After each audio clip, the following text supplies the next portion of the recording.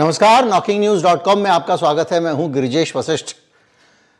कल जब वीडियो मैंने बनाया तो बहुत सारे लोगों ने सवाल उठाया कि आप तो कह रहे हैं गडकरी की कांग्रेस से नज़दीकी, इंडिया गठबंधन से नज़दीकी, कहां से आपको दिख जाती है। तो आज हम बात करेंगे कि गडकरी को लेकर इंडिया गठबंधन इतना मेहरबान क्यों है, गडकरी के साथ नरमी क्यों बरती जा रही है और गडकरी की तरफ से इंडिया गठबंधन लगातार बैटिंग क्यों कर रहा है। और जब मैं आपको ये वीडियो बना रहा हूँ, ये जानकारी दे रहा हूँ, तब आपको ये बता दूँ कि कल जो मैंने वीडियो बनाया था उस वीडियो पे एक नोटिस आया है यूट्यूब को, और उस धारा के अंदर उस वीडियो को हटाने के लिए कहा गया है, जिस धारा में कल वाला वीडियो, जिस धारा में देश विरोधी गतिविधियों वाले वीडियो हटाए जाते हैं, भारत की संप्रभुता को चुनौती देने वाले वीडियो हटाए जाते हैं, और जिस धारा में भारत के उसके मित्र देशों से रिश्ते खराब करवाने वाले वीडियो हटाए जाते हैं। इस बात को मैं केवल जिक्र के तौर पर आपसे छेड़ रहा हूं। मेरा इरादा कतई इसको मसला बनाने का नहीं है, तूल देने का नहीं है। हम वीडियो बनाते हैं, हमने बड़े बड़े संकट झेले हैं। 21 दिन के लिए हमारा चैनल जो है वो स्ट्राइक के बाद ऑफ एयर कर दिया गया था। बहुत सारे हमले उस चैनल पे हुए हैं, और आज चैनल जहां भी खड़ा है अपने जुझारू व्यक्तित्व के कारण खड़ा है, और उसको लेकर जो भी सरकार को जवाब देना था वो हमने दे दिया है। बहरहाल आज हम आगे बढ़ते हैं और अपने काम में लगते हैं कि किस तरह से गडकरी को लेकर इंडिया गठबंधन नरम है और क्यों गडकरी के साथ में इंडिया गठबंधन के रिश्ते प्यारे प्यारे से हैं। कहीं मत जाइए, चैनल को सब्सक्राइब कर लीजिए। मैं अभी हाजिर होता हूं।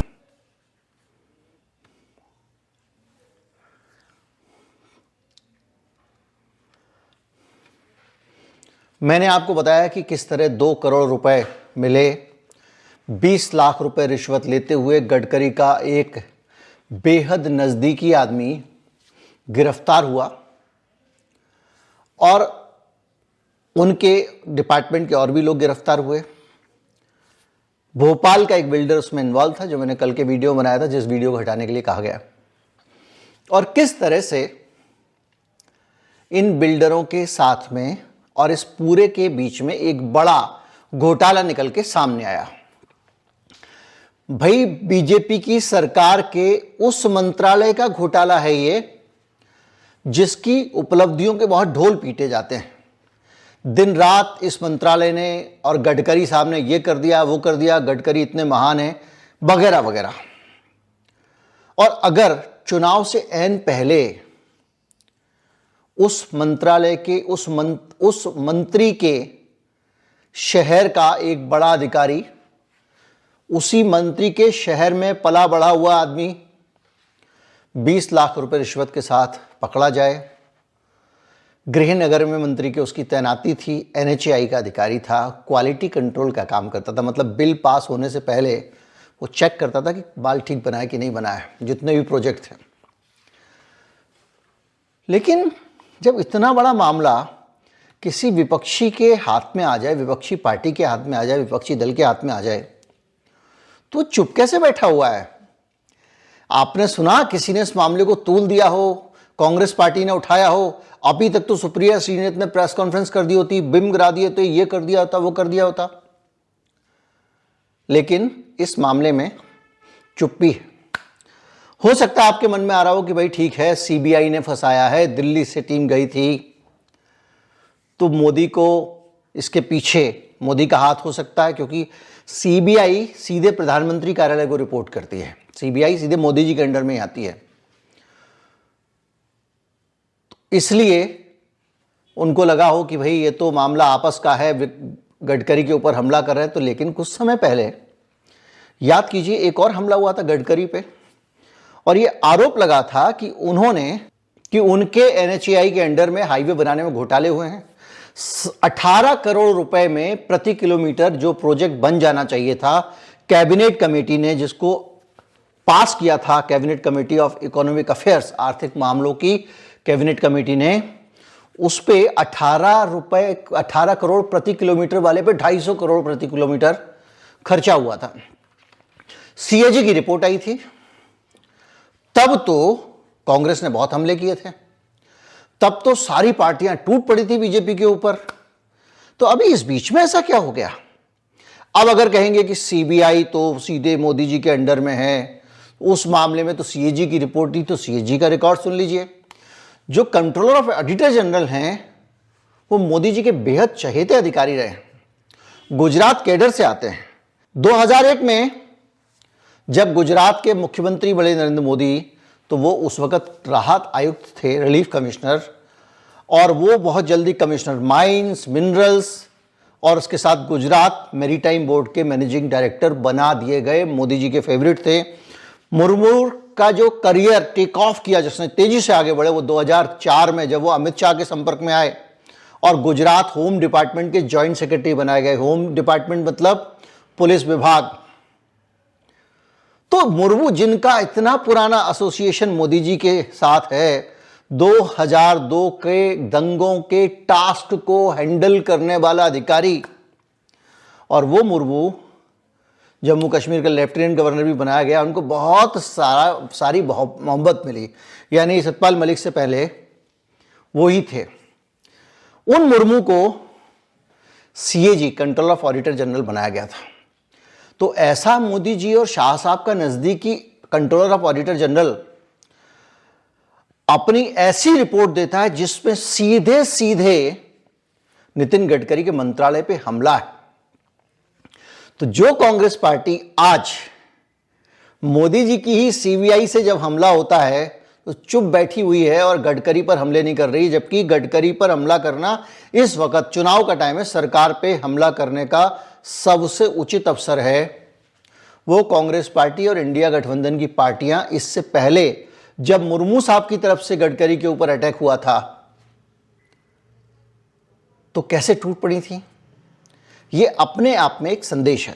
अगस्त की ही तो बात है जो एनएचएआई को लेकर सीएजी की रिपोर्ट आई थी, जिसमें गडकरी जी के मंत्रालय को बहुत अच्छी तरह से लपेटा गया था। तो ये सारी चीजें कुछ इशारा करती हैं, कुछ संदेश देती हैं। इसके साथ साथ अगर आप देखें तो गडकरी साहब जो हैं वो लगातार सभी पार्टियों से केमिस्ट्री मेंटेन करने में लगे हुए हैं, लेकिन भारतीय जनता पार्टी में गडकरी को कैसे साइडलाइन रखा जा रहा है इसका अंदाजा आप इससे लगा लीजिए कि वो संसदीय बोर्ड में नहीं चुने गए थे, संसदीय बोर्ड के सदस्य उनको नहीं बनाया गया था, याद कीजिए।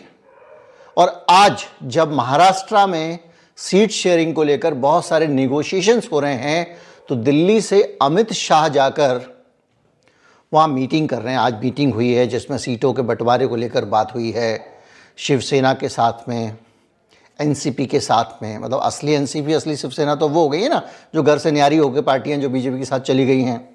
सीट शेयरिंग पे बात हुई है। अमित शाह ने उनसे कहा कि भाई लोकसभा में हमको ज़्यादा सीट दे दो, विधानसभा में हम आपको ज़्यादा दे देंगे।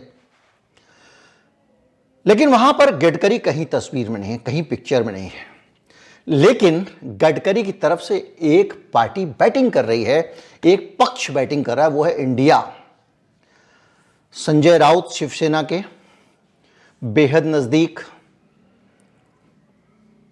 उद्धव ठाकरे के, उन्होंने खुलकर बयान दिया और कहा कि आज जो भी विकास के नाम पर ढोल पीट रही है मोदी सरकार, वो विकास गडकरी जी का ही किया हुआ है।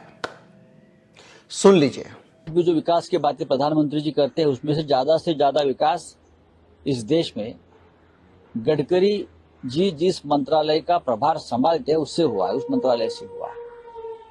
गडकरी जी ऐसे नेता है जो झुकते नहीं, किसी के सामने डर कर गुलामी स्वीकारते नहीं, ऐसा नेता है। महाराष्ट्र का कद्दावर नेता है। छत्रपति शिवाजी महाराज का उनके ऊपर बहुत प्रभाव है, हमेशा वो बोलते हैं। तो स्वाभिमान से जीने वाला नेता है, तो उनको अपने पैरों में शरण लाने के लिए लगता है कि उनको ये दिखाया है कि हम आपका भविष्य तय करेंगे। अगर इस बयान को भी आप नजरअंदाज करें तो उद्धव ठाकरे का यह बयान सुनिए। इस बयान में उद्धव ठाकरे लगातार ये कह रहे हैं कि हमारे को गडकरी साहब के साथ जो कुछ हो रहा है वो गलत है, गडकरी साहब को टिकट ना देना गलत है, गडकरी को टिकट देना चाहिए था। गडकरी के साथ इतनी मोहब्बत, नज़दीकियाँ, क्या ये नज़दीकियाँ कुछ कहती नहीं हैं? क्या आपको नहीं लगता कि इंडिया गठबंधन के गडकरी बहुत नज़दीक हैं? क्या आपको नहीं लगता कि गडकरी इंडिया गठबंधन की अगली रणनीति का एक हिस्सा हो सकते हैं? क्या आपको नहीं लगता कि गडकरी के खुल के आने में सिर्फ इतना ही समय है जब तक कि आचार संहिता लागू नहीं हो जाती? बाकी चुनाव आयोग कैसे काम करता है आप देख लीजिए। राहुल गांधी को आज चुनाव आयोग खास तौर पे बयान जारी करके ताकीद कर रहा है कि आप बयान देते समय सोच समझ के बोलें। अरे भाई, अभी आप हो कौन? चुनाव आयोग की कोई भूमिका शुरू नहीं हुई है, ना तो किसी राज्य में चुनाव चल रहा है और ना प्रदेश के चुनाव घोषित किए गए हैं। ऐसे में चुनाव आयोग का किसी भी पार्टी को जब तक आचार संहिता ही लागू नहीं है तो भाषण देना, ज्ञान देना कोई तर्क ही नहीं बनता है, लेकिन वो दे रहा है। खैर, और गडकरी साहब भी दोनों हाथों से सभी पार्टियों को थामे हुए हैं। हिमाचल प्रदेश में प्रोजेक्ट लाना हो, गडकरी तैयार, किसी की भी सरकार हो। कर्नाटक में प्रोजेक्ट लाने को गडकरी तैयार, बंगाल में प्रोजेक्ट लाने को गडकरी तैयार। यानी जितने इंडिया गठबंधन के पार्टनर हैं उन सब के साथ वो नरमी बरत रहे हैं, उनके साथ में एक अच्छा व्यवहार कर रहे हैं। ये केमिस्ट्री बहुत कुछ कहती है। दूसरी तरफ बहुत पुरानी बात नहीं है कि खुद पीएम नरेंद्र मोदी की अध्यक्षता में अपॉइंटमेंट्स कमेटी की जो बैठक होती है कैबिनेट की, उसने गडकरी के सबसे खास अधिकारियों को NHAI की बड़ी जिम्मेदारी सौंपने से मना कर दिया था और उनका जो कार्यकाल बढ़ाने का प्रस्ताव था उसको खारिज कर दिया था। गडकरी के खास अधिकारियों को, ये नहीं, 2 और अधिकारी थे, उनका कार्यकाल बढ़ाने से इनकार कर दिया था। महावीर सिंह मेंबर प्रोजेक्ट और मनोज कुमार मेंबर टेक्निकल। और ये खबर बाकायदा आपके सामने कह रही है, द इंडियन एक्सप्रेस की खबर है, द न्यू इंडियन एक्सप्रेस की, और जो कह रही है कि sources said Singh and Kumar आज considered close to union minister of road and transport and highway Nitin Gadkari. NHAI में उनका कार्यकाल बढ़ाने की बात थी। तो ये चीज़ें सारी की सारी आज बहुत अच्छी तरह से बता रही हैं कि किस तरह से रिश्ता चल रहा है। शिवसेना के एक नेताजी हैं, उन्होंने तो गडकरी को ही कह दिया कि आ जाओ तुम इंडिया गठबंधन में, आपको प्रधानमंत्री के तौर पे पेश कर देंगे। ये शिवसेना के विनायक राउत हैं जिन्होंने ये बयान दिया है। इससे अंदाजा लगाइए कि किस तरह का पूरा एक माहौल बना हुआ है और कैसी स्थितियां बन रही हैं। रहा सवाल कि भाई उनका तो RSS का बैकग्राउंड है, इनका तो इसका बैकग्राउंड है। बैकग्राउंड से कुछ नहीं होता। घनघोर सांप्रदायिक शिवसेना कांग्रेस के साथ गठबंधन में चली गई और प्यार से लगी हुई है। संजय राउत शिवसेना से इधर आ गए। पूरी जिंदगी सेकुलर रहने वाले माधवराव सिंधिया के सेकुलर बेटे ज्योतिरादित्य सिंधिया हुजूर में खड़े होते हैं अमित शाह के। तो ये राजनीति में होता रहता है। कोई RSS से आता है तो दूसरी पार्टी में नहीं जा सकता। पहले तो कितने RSS वाले कांग्रेस में ही होते थे किसी जमाने में। भारत के राष्ट्रपति भी पहले जो है वो RSS वाले थे। बहुत सारे लोग इस तरह के रहा करते थे एक दूसरे के साथ में। बहुत नेता हैं, जब आप इतिहास पढ़ेंगे, कभी मौका आएगा, संदर्भ आएगा तो बताएंगे। बहरहाल जो सीन है वो आपके सामने है और बहुत साफ है, और ये सीन बता रहा है कुछ नज़दीकियां बढ़ रही हैं। लेकिन एक चीज़ मैं और साफ कर दूं, ये एनालिसिस है। राजनीति में रात को कुछ हो रहा होता है और सुबह कुछ और हो जाता है। बैक चैनल डिप्लोमेसी चल रही होती है। अगर बीजेपी को लगा कि नितिन गडकरी को मना लेने में ही भलाई है तो वो मना लेंगे। वसुंधरा राजे रूठी हुई थी, उन्होंने अपनी एक समानांतर यात्रा निकाली थी, सब कुछ था। उसके बाद क्या हुआ? वसुंधरा राजे को मना लिया गया और उन्हीं वसुंधरा राजे ने पार्टी का प्रचार किया।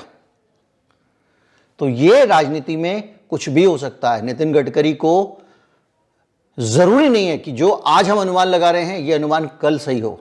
इससे आप अंदाजा लगा सकते हैं कि गडकरी, और आपको गडकरी का महत्व क्या है इसका भी अंदाजा लग रहा होगा कि गडकरी कितने इंपॉर्टेंट है बीजेपी के लिए, और उनका रूठना अफोर्ड कर सकते हैं नहीं कर सकते हैं, इस पर निर्भर करेगा कि गडकरी का भविष्य क्या होने वाला है।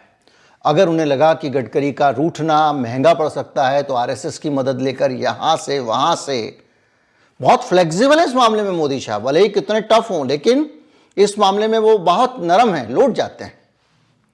और हो सकता है कि गडकरी को मना लें। इसलिए कल को मैं पहले से कह रहा हूं, अगर इस एनालिसिस में कोई बदलाव आता है, परिस्थितियां बदलती हैं, तो वो भी मैं आपके सामने लेकर आऊंगा। उम्मीद करता हूं वीडियो आपको अच्छा लगा होगा। लाइक कर दें, सब्सक्राइब कर लें, दोस्तों को पहुंचा दें। नमस्कार, जय हिंद।